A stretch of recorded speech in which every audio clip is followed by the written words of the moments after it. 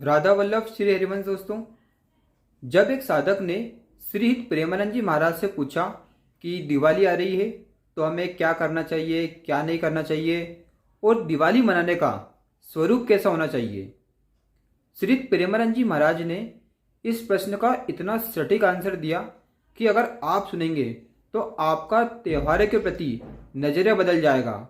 आप जैसे त्योहार को सेलिब्रेट करते हैं वो सेलिब्रेट करना आप बंद कर देंगे, आप नए तरीके से सेलिब्रेट करेंगे।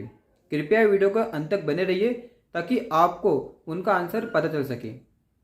वैसे तो श्री प्रेमानंद जी महाराज सभी प्रश्न का उत्तर ऐसा देते हैं कि तर्क करने की बिल्कुल भी गुंजाइश नहीं होती है।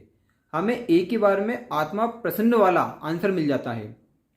इस प्रश्न का आंसर देते हुए श्री प्रेमानंद जी महाराज ने बोला कि हमारे धर्म में जो भी त्यौहार मनाए जाते हैं सभी के पीछे एक भागवतिक लीला होती है, उसका एक भागवतिक कारण होता है।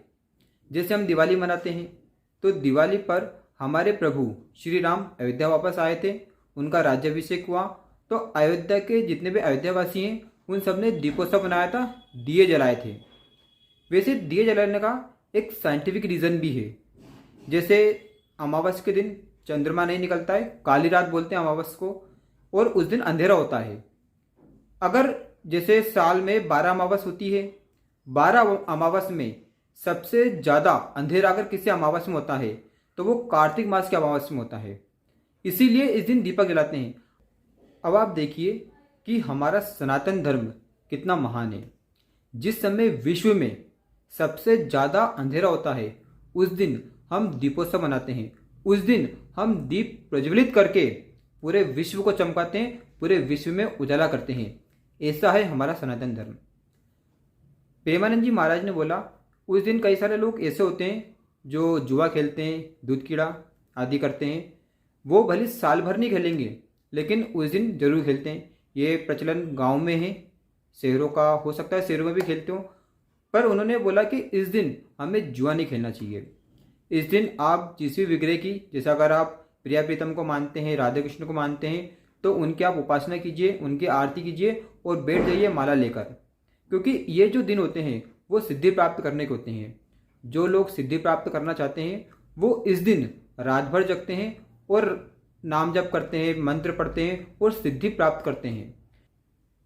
क्योंकि हमारे जो भी त्यौहार होते हैं वो चाहे दशहरा हो, दिवाली हो, होली हो, रक्षाबंधन हो, इन सभी त्योहारों का कोई ना कोई एक भागवतिक कारण होता है, या नवरात्रि हो। जितने भी हमारे त्यौहार होते हैं वो सब सिद्धि प्राप्त करने के होते हैं।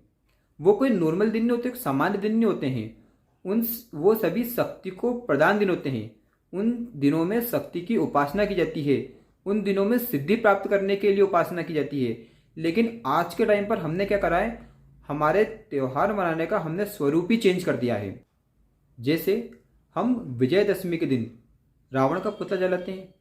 रावण का पुतला क्यों जलाते हैं? ताकि लोगों को ये बता सकें कि रावण जो वेदों का ज्ञाता था, जिसने कैलाश पर्वत उठाकर शंकर भगवान माता पार्वती को झूला झुलाया था, जिसने शिव तांडव स्तोत्र की रचना की थी, जो चारों वेदों का ज्ञाता था, जिसने तीनों लोगों को जीत रखा था, वो रावण चरित्रहीन हो गया, वो रावण अहंकारी हो गया, तो उसका कुल समेत लंका का सर्वविनाश हो गया, रावण को मरना पड़ा। तो लोगों को यही हम एक शिक्षा देते हैं कि रावण का पुतला हम इसलिए जलाते हैं ताकि लोगों को ये शिक्षा मिले कि जब रावण का अहंकार नहीं चला, अगर आप चरित्रहीन हो जाएंगे रावण की तरह तो आपका भी विनाश हो जाएगा। तो ये शिक्षा हमको विजयदशमी से, जब हम रावण का पुतला जलाते हैं तो हमको शिक्षा मिलती है। लेकिन आज के टाइम पे हो क्या रहा है, आप दशहरा मैदान में जाइए, लोग सिर्फ इंजॉय करते हैं कि हाँ रावण का पुतला जल रहा है, रावण दहन करके हम आ रहे हैं, वहाँ पे आकर चाट खाएंगे, ये करेंगे, आइसक्रीम खाएंगे। उनको इन सब चीज़ों से मतलब ही नहीं है कि आज के दिन का इतना महत्व क्यों है। ठीक इसी प्रकार दिवाली पर राम भगवान अयोध्या वापस आए, राम भगवान का राज्याभिषेक हुआ, किसी को कोई मतलब नहीं है कि उस दिन क्या हुआ था। कई सारे लोग जुआ खेलते हैं, कोई क्या करता है। तो हम हमारे त्यौहार के जो स्वरूप है, जो भागवतिक लीला है, जो भागवतिक कारण है, जो सिद्धि प्राप्त करने के दिन है, इनका महत्व इसीलिए है, लेकिन हम उस महत्व को भूल गए हैं। श्री प्रेमानंद जी महाराज ने बोला इस दिन आपको, अगर आप श्री कृष्ण राधा को मानते हैं, उनकी पूजा कीजिए और नाम जप कीजिए। अगर आप जैसे इस दिन का होता है लक्ष्मी जी की पूजा करते हैं, लक्ष्मी जी की पूजा कीजिए और नाम जप कीजिए, रात भर आप नाम जप कीजिए।